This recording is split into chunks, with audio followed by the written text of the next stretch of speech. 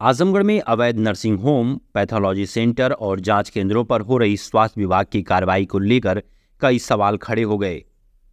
सोमवार को सीएमओ कार्यालय में कुछ प्रभावित संचालकों और सामाजिक कार्यकर्ताओं ने विरोध प्रदर्शन किया। उनका कहना था कि सीएमओ के निर्देश पर डॉक्टरों की टीम द्वारा छापेमारी तो की जाती है, लेकिन कुछ ही दिनों में उन केंद्रों का संचालन फिर से शुरू हो जाता है।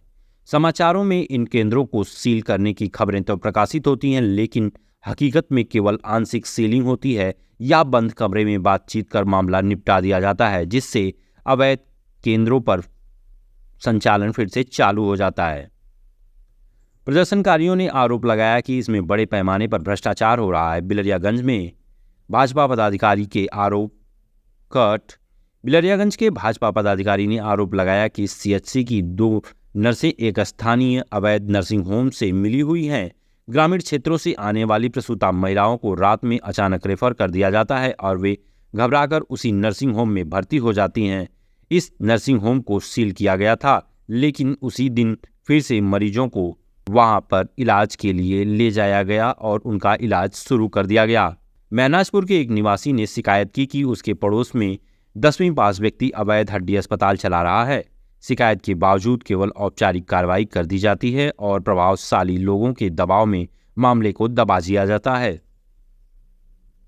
क्या नाम है आपका? मैं अरविंद गुप्ता, जिला सह संयोजक भाजपा नमामि गंगे जनपद आजमगढ़। कहाँ के रहने वाले? मैं रहने वाला हूँ बिलरियागंज से।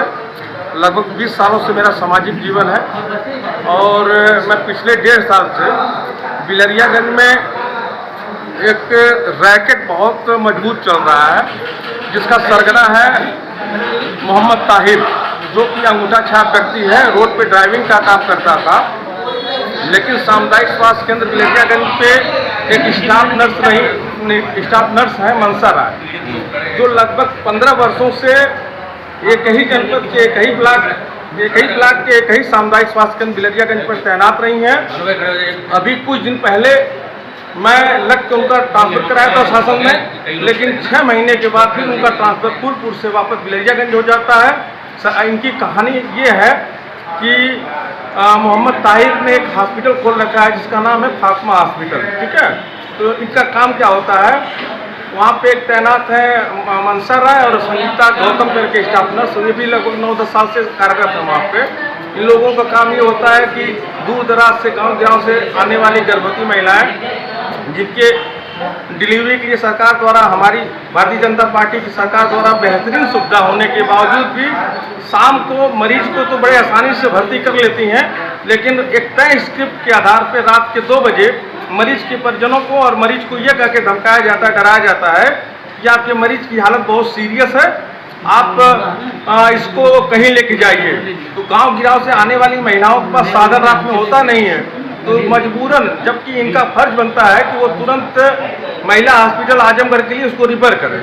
ये महिला हॉस्पिटल आजमगढ़ को रिफर न करके एक मोटे कमीशन के आधार पर बिलरियागंज के फातिमा हॉस्पिटल, जो मोहम्मद ताहिर अंगूठा छाप व्यक्ति, जो जिले का सबसे बड़ा स्वास्थ्य माफिया है, जिसके संरक्षण में बिलरियागंज में कई अन्य हॉस्पिटलों का संचालन हो रहा है, मैं उसके खिलाफ आज विगत 1.5 सालों से लड़ाई लड़ रहा हूं। अभी कुछ दिन पहले उसका हॉस्पिटल सीज हुआ था, सिर्फ नाम का सीजिंग हुआ है। जिस दिन सीज हुआ उसी दिन से उसके हॉस्पिटल में प्रतिदिन 4 से 5 मरीजों का ऑपरेशन होता है और ऊपर जहां उसका निवास स्थान है मरीज को वहाँ शिफ्ट किया जाता है, जिसकी सूचना मैं बार बार एडिशनल सीएमओ अविनाश झा साहब को देता रहा, जिनके द्वारा हॉस्पिटल सीज हुआ है, लेकिन उन्होंने मेरी बातों पर अनसुना करके हर बार टाला है। मैंने कहा आप औचक निरीक्षण करिए, आपको मरीज मिल जाएंगे, आप FIR कायम करिए, लेकिन स्वास्थ्य विभाग, मैं तो सीधे आरोप लगाता हूं कि यहाँ का पूरा स्वास्थ्य महकमा बिका हुआ है।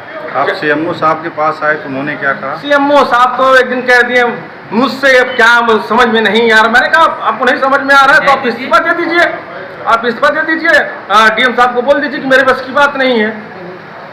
इस हिसाब से कुल मिला के हम लोग गरीबों के लिए जो सरकार हमारी सुविधाएं दे रही है, वो सुविधा गरीबों को नहीं मिल पा रही है, उसके लिए लड़ाई अनवरत जारी हम लोगों का है और जारी रहेगा, चाहे इसके लिए कुछ भी करना पड़े। जिला आजमगढ़ का रहने वाला हूँ। हमारे बगल में एक शांति हड्डी हॉस्पिटल नाम से एक फर्जी हॉस्पिटल जो हाई स्कूल पास है, हड्डी का ऑपरेशन, मानव की तस्करी, सारी चीज़ें करता था, जिसकी रिपोर्ट हमने माननीय मुख्यमंत्री जी को किया। पहले हम सीएमओ साहब को किए, डीएम साहब को किए, लेकिन कोई सुनवाई नहीं हुई। मजबूरन हमें माननीय मुख्यमंत्री जी के यहाँ रजिस्टर्ड करना पड़ा। वहाँ से जब आदेश हुआ, वहाँ से आदेश डीजीपी साहब को, डीजीपी साहब ने आईजी साहब को, आईजी डीआईजी ये सिस्टम होते हुए सीओ साहब लालगंज को जांच मिली, तो उन्होंने देखा कि फर्जी हॉस्पिटल चल रहा है। वहीं पे सीएमओ साहब के एक डिप्टी सीएमओ साहब हैं श्री अरविंद चौधरी जी, ये 10 दिन पहले जांच करके आए थे। इन्होंने कहा कि वहाँ पे हॉस्पिटल कोई अस्तित्व नहीं, न कोई औजार मिला है, और 10 दिन बाद वहाँ 2 मंजिला 5 हिस्सा में हॉस्पिटल बना हुआ नज़र आता है। जब पुलिस की रिपोर्ट कंट्रोवर्सी होती है, तब मजबूरन सीएमओ साहब अपने बचने के लिए, क्योंकि वो आदमी कहता था कि हम सीएमओ साहब को पैसा दे करके हॉस्पिटल चलाते हैं, तो जब सीएमओ साहब खुद फंसते नजर आए तो मजबूरन इनकी मजबूरी हो गई हॉस्पिटल सीज करने की। लेकिन इसमें भी सहूलियत बढ़ती गई है, ये हॉस्पिटल पूरा सीज न कर गए, इनको जो है सहूलियत दी गई है और ये हॉस्पिटल अभी भी चलाया जा रहा है। हमारी सीएमओ साहब से मांग है, अभी हमारी जो है 29 तारीख की एप्लीकेशन में दिया हूँ, एप्लीकेशन देख लीजिए, ये एप्लीकेशन है जिसको मैं रजिस्टर्ड किया हूँ माननीय मुख्यमंत्री जी को, आईजी साहब, डीआईजी साहब, एसएसपी साहब, जिलाधिकारी महोदय आजमगढ़ और माननीय मुख्यमंत्री डीजीपी साहब, सबको हमने ये रजिस्टर्ड भेजा हुआ है, जिसमें ये जांच करने के लिए कहा गया है। इन्होंने एक आदमी को जो जालौन हमारे एक रुके 29 तारीख को सुबह 9 बजे लगभग गाड़ी हमारे घर के बगल से क्रॉस कर रहे थे, और गाड़ी रोक इन्होंने कहा कि हम जो है देखो ये अपना कंप्लेन जो दिए उसको वापस ले लो, नहीं तो कईयों को हमने गायब किया है, तुम्हें भी हम गायब कर देंगे। तो हमने इनसे सवाल किया डॉक्टर सुजीत से कि अच्छा बताइए आप किसको गायब किए हैं, तो इन्होंने बताया जालौन उरई जिला के नया रामनगर उरई पाठक का बगीचा आसाराम धोबी का लड़का मानवीर सिंह, जिसको हमने गायब कर दिया है। और कितने लोगों का नाम मैं बताऊँ। इसके बाद मैं डर के जो है तुरंत ये एप्लीकेशन हमने एसएसपी साहब को दिया, डीआई साहब को दिया, डीजीपी साहब को दिया, आईजी साहब को दिया, डीएम साहब को दिया।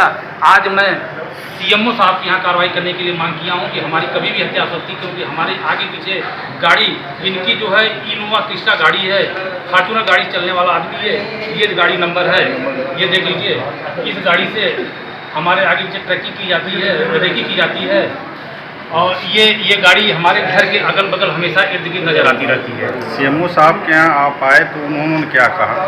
सीएमओ साहब ने हमको कल तक का आश्वासन दिया है, कहा कि कल तक हम हॉस्पिटल को संपूर्ण सीज करा देंगे, FIR भी दर्ज करा देंगे। हमने मांग किया कि आज आप करा दीजिए, क्योंकि हो सकता है कि हमारी हत्या आज ही हो जाए, कम से कम हम बचे रहे सीज होने से। तो उन्होंने कहा कि हमको कल तक का समय दीजिए, कल हम सीज करा देंगे, FIR भी करा देंगे। तो हमने उनको धन्यवाद किया। नमस्कार।